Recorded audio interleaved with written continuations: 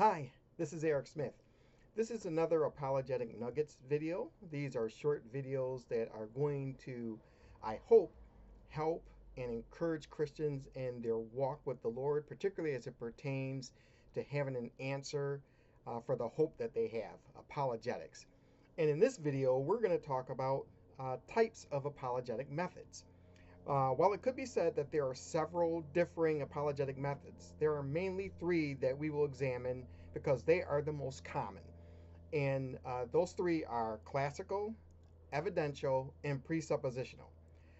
And there may be a lot other apologetic methods that people may look up. I believe if you look up, you might see 5 or 6, but we're just going to mainly concentrate on these three. First, classical apologetics. Classical apologetics uses a two-step method to reason with the skeptic using philosophical and logical arguments. Okay? This is that type of apologetics. It's very common and it's been done for a long time.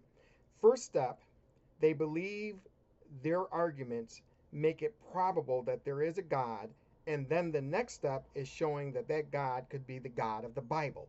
So their first step is we want to make the skeptic become a theist.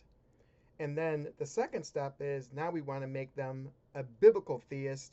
We want to make them a Christian. So first step, theism. Next step, biblical theism. So for the first step, they give these four arguments from a philosophical and logical perspective. And I want to tell you, many times they will do this without really using Bible verses, though there's Bible verses that could actually back up these argumentations. The first is cosmological, and this is an argument that creation has a first cause. And you know what? There's nothing wrong with that because that falls in line with Genesis 1:1. Then there's the ontological argument, and this means a perfect absolute foundation necessitates a perfect absolute God. Because people believe in perfection and they say that there's something that's absolute, it would have to come from a perfect absolute God. And again, this falls in line with the self-existent powerful God that we read about in Exodus 3:14, the great I am. And then there's the, if I can pronounce it, teleological I'm sorry, argument. And this is the design argument. This is because there is a design, there must be a designer. And that falls in line with Romans chapter 1, verses 18 through 20. That's why the unbelieving world is without excuse, because the creative order screams of a creator. And then there's, of course, the moral argument. And this is absolute morals derived from an absolute lawgiver. And we know this is true because God gives us laws, particularly the 10 Commandments that you find in Exodus 20, and there's New Testament commands as well. They'll give all these argumentations for their first step, and they think that they will reason with the skeptic. This is important. They think the skeptic's going to be reasonable, and they're going to accept it and go, yeah, there may be a probability or possibility that there's a God. And then they're going to go into the next step. And the next step is biblical theism, where they're going to try to give evidences for the Bible and for God. So they're going to give the historical reliability of the Bible, preservation of the Bible, fulfilled prophecy, the ministry of Jesus, and the validity of the resurrection. So this is classical apologetics, two-step approach. The next one is evidential apologetics, and this is similar to classical, but they don't assume the skeptic needs to reason at the evidence. They assume the skeptic is reasonable enough to be the most to see the most probable explanation for any evidence is the Christian faith. So they're not reasoning like, hey, we need to reason with the skeptic. They're already assuming that this evidence is reasonable enough. This method uses the same evidence as classical, but just uses one step to show it can be only the God of the Bible. So they're going to show the same argumentation, but they're going to go directly to Scripture. So the argumentations in the first step and the second step are kind of merged together. And they're thinking this evidence is so overwhelming that the skeptic is going to believe that there's a God. Okay? Both classical and evidential use philosophical arguments. They don't think it's good to use the Bible to prove the Bible because this is circular reasoning. So a lot of times they do not want to quote Scripture, and believes the probability of God is convincing enough to satisfy the skeptic. Okay? And this is why they use very little scripture and it's a lot of philosophical and logical arguments.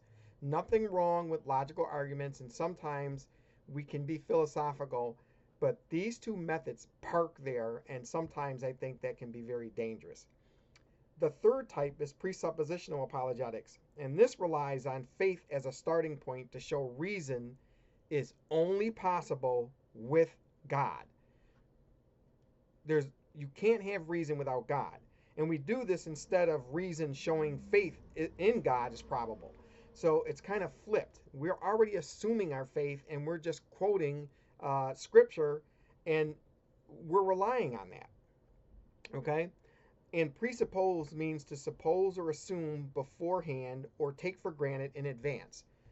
And this is going to be really important. I'm going to get into this in another video, why presuppositions are important because how you look at evidence and even how you look at philosophy and even logic has to do with your presupposition. This is a worldview issue. Okay, the step one would be the unbeliever's worldview refutes itself, and that's what we want to show. We want to show with one step that their presuppositional thought, their worldview, which is secular, when you look at it logically, will implode. The second step is to just show that through Scripture and the attributes of God and even the sin nature of people, that the only way that we could have anything, the only way that we could even have logic and wisdom and information and knowledge would be from God as well as creation. So those are really the three methods. I'm going to tell you, I don't mind dabbling in some of the arguments with the classical and evidential apologists, but I'm presuppositional, and I'm presuppositional because I believe it's more biblical than the other two. And I hope to show that in later videos. But those are the three main apologetic methods. Again, there's some other ones, and you can always look them up.